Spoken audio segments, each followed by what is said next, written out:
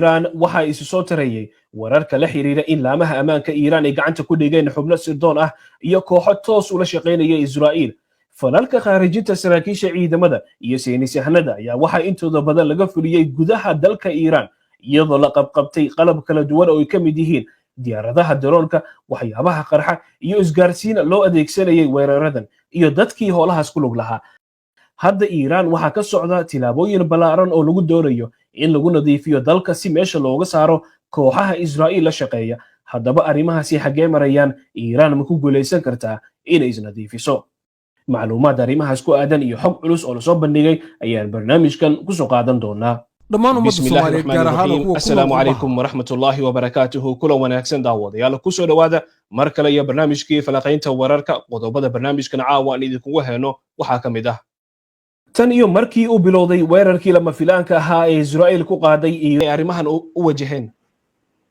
Faahfaahin dheeraad ayaa soo baxaysa shabakadaha Mossad iyo basaasnimada ay waddanka Iiraan ka wadaan arrimo la xiriira ciidanka ammaanka ee Iiraan ayaa waxa ay sheegeen bilowgii toddobaadkan in ay wixii ka dambeeyay marka Israa'iil ay weerarka Iiraan ku soo qaaday inay meel marisay tallaabooyin ammaana oo aad u xoog badan iyo howlgallo xog ururin ah oo lala bartilmaameedsanayo waxa lagu tilmaamay shabakadaha basaasiinta ah ee xiriirka la leh ciidamada sirta ee Mossad. Marka la fiiriyo dagaalka sii ballaaranaya ee aan lagu dhawaaqin ee u dhexeeya Iiraan iyo Tel Aviv oo hadda laga shaqeynayo xabad joojintiisa, sida laga soo xiganayo warbixino lagu daabacay warbaahinta rasmiga ee waddanka Iiraan, ciidanka ammaanka ee Iiraan ayaa waxay bilaabeen howlo abaabulan oo ay kala shaqeynayaan ciidamada sirta ee Iiraan iyo ciidamada ilaalada kacaanka ah, waxaana la bilaabay howlo isla jaan qaadaya oo la xiriira xagga ammaanka oo gobol walba gaarkiisa baaritaan loogu sameynayo, oo ay ku jiraan gobolada Mazandaran ee waqooyiga ku yaala Kurdistaan iyo Lorestan oo labadaba galbeed ku yaala, iyo deegaanada galbeedka ka xiga magaalada Teheraan, iyo deegaanada xuduudka ee gobolka Kurdistaan ee waddanka Ciraaq xiriirka la leh, iyo deegaano kale. Marka la fiiriyo bay'ada iyo qariidada waddanka Iiraan aad ayuu deegaanku u kala duwan yahay, waxaana lagu xirxiray dad fara badan oo kala duwan, waxayna tilmaamaysaa in ay jiraan in la carqaladeeyey shabakado dhisnaa oo u adeegayay ajnabi halka aynan ka ahayn xaalado shakhsiyaad basaasiina ku kooban. Waa gartay, marka maxay yihiin qalabka ay gacanta ku dhigeen laamaha ammaanka Iiraan?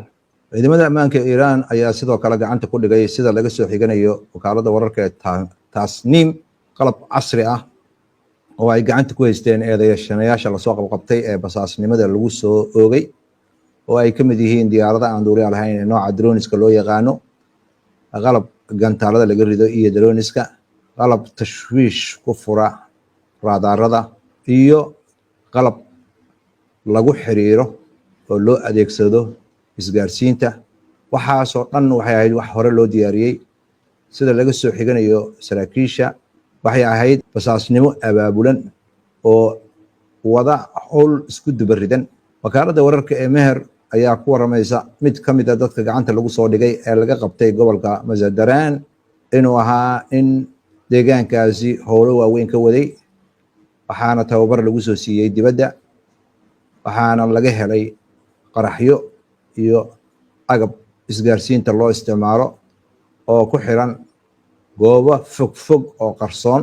waxaa sidoo kale gobolka Kurdistaan, sida wakaaladda wararka ee Tasniim ay sheegayso, laga qabtay dad qirtay markii baaritaanka la sameynayay in ay macluumaad xasaasi ah oo la xiriira difaaca waddanka Iiraan ay ku bedesheen lacag isugu jirta dollar iyo euro. waayahay, Iiraan waxaa lagu dhaliilayaa in la dhex galay oo sirdoonka Israa'iil ka adeegteen. maxay mas'uuliyiinta Teheraan ka yiraahdeen arrimahan? ilo ka tirsan ammaanka Iiraan ayaa u sheegay wakaaladda wararka ee Nuur qaabka qalabkan la qabtay ay yihiin. waxay tilmaamaysaa in la burburiyey shabakad weyn oo aanan ahayn oo keliya dad ku howlanaa inay wax isku dabaritaan laakiin inay ahaayeen dad ku jiray heerkii ay howlgalla ku qaadi lahaayeen toosna ugu xirnaa dalal dibadda ah. generaal la yidhaahdo maxamed riza nagdi ayaa waxa uu sheegayaa dagaalka sirta ayaa hadda waxa uu noqday wejiga dhabta ah ee qaybta ka ah dagaalkan ay Israa'iil qaadhay, waxaana tahay waxa Iiraan la tacaamulayso unugyo badan oo basaasiin ah oo waddanka dhexdiisa ku dhex dhuunsan iyo dad maxalli ah oo la kireystay ama la shaqaaleeyey ayagoo loo isticmaalayo nidaamyo qarsoon oo lagula xiriirayo. wakaaladda wararka ee Faris ayaa soo xiganaysa wasaaradda sirta baaritaan ay samaysay in lagu sheegay in qaar ka mida dadka basaasiinta ay isticmaalayeen barta WhatsApp si ay toos ugu xiriiraan lana xiriiraan dadka abaabulayay. waxay ku dirayeen sawirro iyo macluumaad la xiriira goobaha ay tahay in la bartilmaameedsado oo ah raadaarada iyo agabka kale ee military. ciidamada ammaanka ayaa sidoo kale gacanta kusoo dhigay raadiye lagu jaamgareeyo iyo transmitiro nidaamka raadaarada iyo nidaamka adeega militariga ee isgaarsiinta. wayna adag tahay in la helo, waxaa lagu dhex qariyey qalab guryaha yaala oo aanan laga dhex garan karaynin si kastoo loo baaro. waayahay waxaa la sheegay in la fuliyey xukuno kala duwan oo ay ka mid tahay xukun dil. maxay warbaahinta Iiraan ka sheegtay arrimahaas?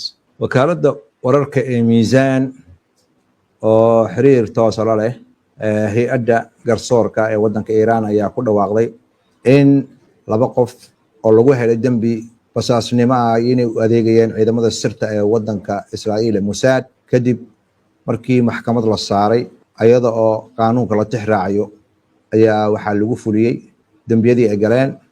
Ismaaciil Fikri ayaa waxaa la dilay bishan Juun 16 kadib markii lagu helay inuu macluumaad ka ururinayay goobo xasaasi ah una gudbinaya Israa'iil, waxaana laga qabtay gobolka Isfahaan halkaasoo muddo badan la daba socday oo bil ah. Majiid Masebi ayaa asna xukun dil lagu fuliyey Juun 22 waxaana lagu helay dembiyo uu ka galay deegaanka Muharbeeh, waxaana lagu helay dembi ah in uu fasahaadinayay waddanka Iiraan.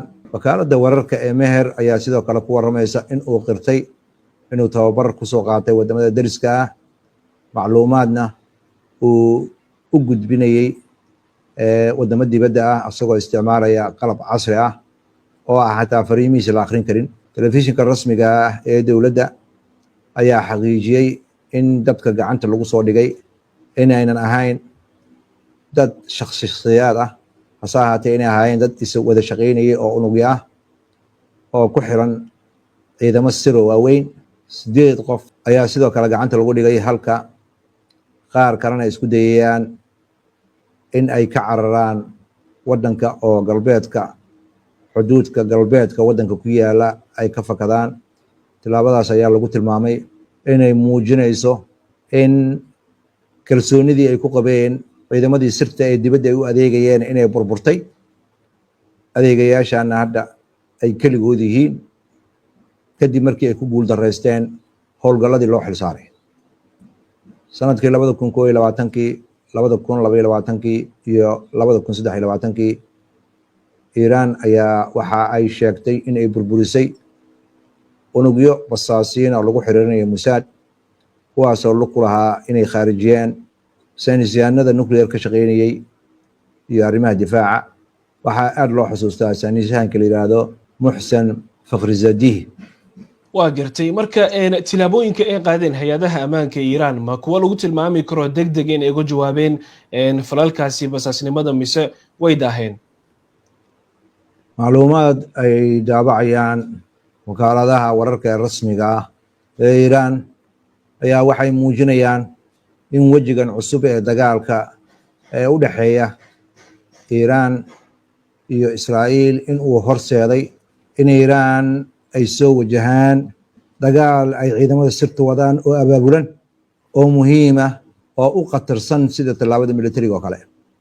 shabakadahan basaasiinta Israa'iil ayaa waxay dhex galeen mujtamaca iiraan iyo maamulka gobollada. Jawaabahan iiraan ay bixinayso ayaa kuwa degdeg ah, go-aan degdegna lagu qaadanayo si la isugu dabarido shaqo xagga amniga ah iyo xagga garsoorka ah oo lagala xisaabtamayo dadkan dambiilayaasha ee basaasiinta ah, si loo meelmariyo xukuumad degdeg ah markii gacanta lagu dhigaba in qofkaasi wuxuu mutaysto lagu qaado. Marka la fiiriyo xaaladda dagaalka ay sii dardargelaysa ee u dhaxaysa ciidamada sirta ee Israa'iil iyo Iiraan waxay u muuqataa hadda in ay go'aan cad qaadatay oo ay meesha uga saarayso dhammaan galgalka ay hay-adaha ajnabiga ee sirta ay ku leeyihiin waddanka Iiraan gudihiisa, iyadoo la dilayo ama la daldalayo xukun dila lagu fulinayo dadka lagu helo basaasnimada lana xirxirayo. Waxay muujinaysaa siyaasaddii hadda inay siyaasad ahaan ka gudubtay iyo in si qarsoon arrimahan loo maareeyo oo basaasnimada la xiriirto. Hadda waxay noqotay mid furan, ciddii la qabto in la maxkamadeeyo, dadku ay ogaadaan. Dagaal toos ah ayay Iiraan u bedeshay basaasnimadii, halka ciidamada ammaankana ay qaadeen tillaabooyin u dhigma in ciidanka sirta iyo shaqadiisa ay ka horeyso midda militariga iyo midda diblomaasiyadda jawaabaha ay Iiraan tahay inay bixiso. waa gartay waa yahay dagaalkan ka hor Iiraan marar badan ayaa la beegsaday xarumaha xasaasiga ah sida kuwa nuclear-ka ama waxa la khaarijiyay saynisyahano iyo dad kale oo muhiim ah. Maxaan ka ognahay dhacdooyinkii hore? xarunta nuclear-ka lagu tageliyo Natanz ayaa la duqeeyay intii u dhaxaysay sanadii 2020 iyo 2021. goobtaas lagu tageliyo nuclear-ka Natanz la yiraahdo ayaa dhowr goor bambooyin lagu weeraro isxigxiga.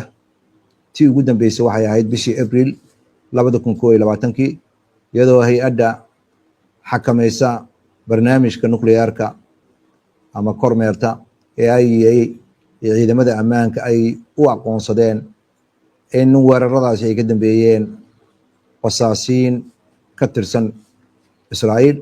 waxaa sidoo kale bishii November 2020 la khaarijiyey Muxsin Fakhrizadeh oo ahaa nin saynisyahan ah oo caan ku ah arrimaha nuclear-ka, waxaana lagu khaarijiyey baabuur yar ayaa si toosa looga dhex toogtay, waxaana qorsheeyey oo lug lahaa ciidamada sirta ee Mossad.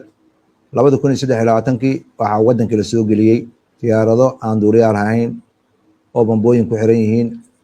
January 2023 diyaarad drone ah ayaa lagu weeraray goob lagu sameeyo rasaasta militariga ee gobolka Isfahan, waxaana ayadana lagu eedeynayaa ciidamada sirta ee Mossad. waxaa sidoo kale la khaarijiyey madaxii xafiiska siyaasadda ururka Xamaas Ismaaciil Haniya oo lagu khaarijiyey magaalada Tehran bishii July 2024, halkaas oo lagu bartilmaameedsaday maalin kadib markii uu ka qayb galay caleemasaarka madaxweynaha hadda waddanka Iiraan madaxda waa Mas'uud Pezeshkian. baaritaano fara badan iyo qalab fara badan oo la qabtay waxay dabool ka qaadayaan in qaar ka mid ah unugyada basaasiinta iyo shabakadaha basaasiinta ah inay hadda ka gudbeen marxalad ay la socosho iyo xog ururin ah iyo dabagal inay ka gudbeen oo hadda u gudbeen in ay meel mariyaan qorshooyinkii ay soo mareegeen. tanna waxay muujinaysaa sida ay u miriqsan yihiin ciidamada sirta Israa'iil iyo sida ay u dhexgaleen mujtamaca Iiraan iyo gobollada waddanka Iiraan. meel walba dad ayaa laga soo xirxiray. waa gartay ugu dambeyntii falalkan ma dad caadi ah ayaa ku lug leh mise saraakiisha ama xubnaha laamaha ammaanka iyo sirdoonka? inkastoo Iiraan ay muujisay inay awood u leedahay inay burburiso unugyadan xirfadda badan leh ee basaasiinta ah ee ajnabiga u adeegaya inay ka hor istaagto inay weeraro qaadaan, waxaa jirta howlgallo badan oo hero u qaadeen oo ay bambooyin la dhaceen goobaha nuclear-ka lagu tageliyo iyo iyaga oo dad mas-uuliyiin ah oo muhiima khaarijiyey oo saynisyahanno ka mid yihiin.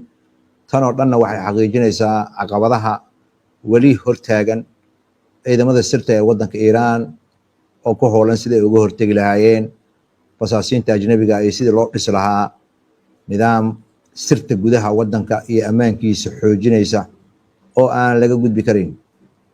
waayahay waan arki doonaa wixii arrimahaasi kusoo kordha aad baa u mahadsantahay maxamed daawadeen adinkana aad baa u mahadsantihiin daawashada barnaamijka caawa inta ayaa kusoo gabagabaynaynaa barnaamijkii falaqaynta wararka waxaa inaga xasuusinaa haddii aad ku cusub tahay HBN online TV ama hore aad nagu xirnayn kusoo biiri barahina kala duwan ee internetka ku leenahay sida YouTube-ka, Facebook-ka, Twitter-ka, TikTok iyo Telegram-ka. Sidoo kale macluumaad dheeraad ah waxaa ka heli kartaa barta internetka ku leenahay ee www.hbnonlinetv.com. Inta ku kulmi doono barnaamijka midka ku xiga insha Allah.